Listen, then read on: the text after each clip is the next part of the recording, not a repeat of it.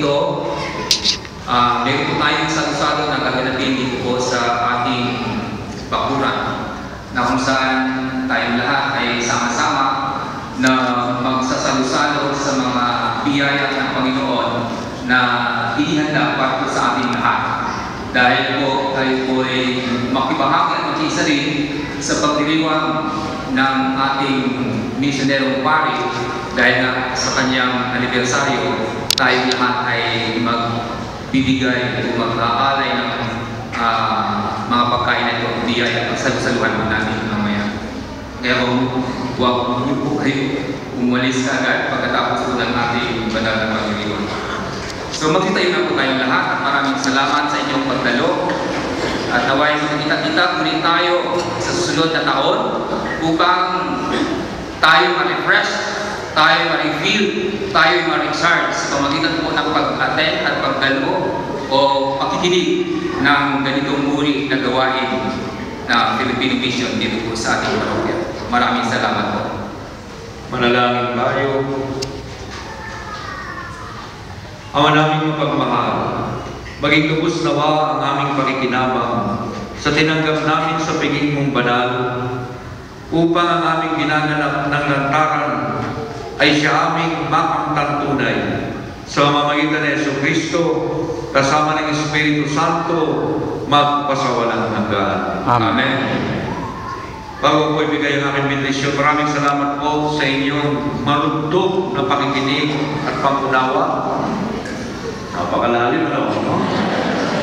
Tumawag po yung classmate ko, nasa US siya ngayon. No? Tingnan nyo talaga ang klase namin talaga ay layas. No? Si Father Jerry Orbos po ay nasa US. No? Kaklase ko po yan. No? Kaklase ko rin yung dating governor ng Pampanga. No? Si Amungen. No? At ang ilang mga kaklase ko nasa South America, New Zealand, at nandoon sa Africa ang ilan. No? 15 kaming nakatapos noong 1980. Ngayon po ay sasampu na lang kami. Yung isa, naging champion siya ng minahan, iba naman ang kanyang minina. Nag-asawa po siya, no?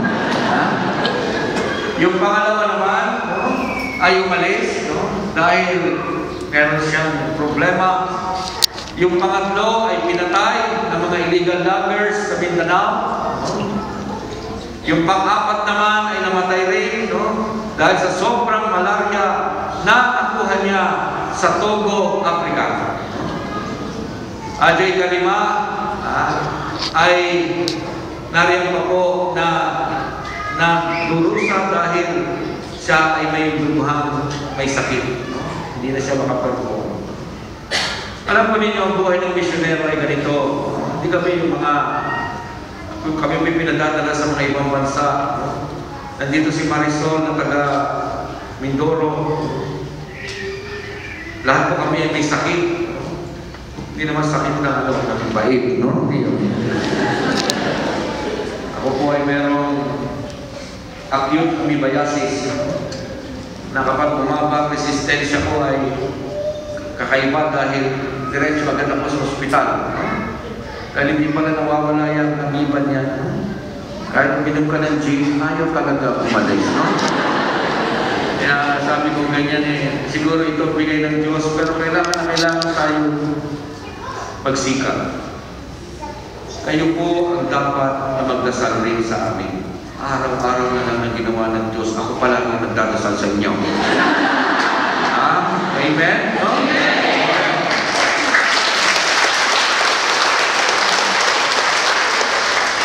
Tayo tatagal niya kung wala nagdadasal sa amin. Kami na lang, no? Kaya nga sabi ko, pag minsan sa misa, sumainyo ang Panginoon, hindi sasagot. Dapat sumainyo rin. Ha? Minsan natutulog yung mga parok-parokyano ko. Sumainyo ang Panginoon. Ayaw sumagot. Inulit ko. Sumainyo ang Panginoon. Wala sa inyo ang Panginoon at sumainyo rin. No? Kaya tingnan ninyo. Pagkatapos po namin bendisyon, awitin natin yung O Holy Night. Okay. pagdasal natin, lalo ng inyong mga kamag-anak sa Pinas, yung mga iba naman kasi dito uuwi na. Pero pagdasal po natin sila, parugtog natin awitin ito, at ialay natin sa ating Panginoon Diyos na nagbigay ng apat na lubig ito para tayo ay madagdagan ang ating pananampalataya. Sumainyo ang Panginoon. At sumainyo rin. Yung buko kayong tingin ang biyaya ng Diyos. Sa bawat kahilingan, ang ating sagot ay Amen. Gawaran nawa kayo ng pagpapala ng mawaing Diyos upang lagi ninyong pahalagahan ang karunungang nagtutulog ng kaligtasang walang hanggan. Amen. Gawaran nawa kayo ng Diyos ng katatagan sa inyong pananampalataya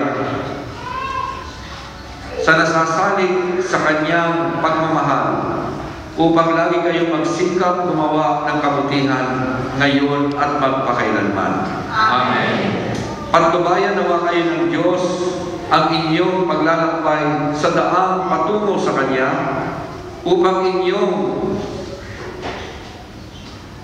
taintin at sungin ang landas ng pag-ibig at kapayapaan walang hanggan. Amen. Pagpalain kayo lahat ng makapangyarihang Diyos, Ama, Anak, at Espiritu Santo. Amen. Tapos ng misa, humayo kayong sundan si Jesus sa pagbabahagi sa pagbibigay sa kapwa. Salamat sa Diyos. Palapangin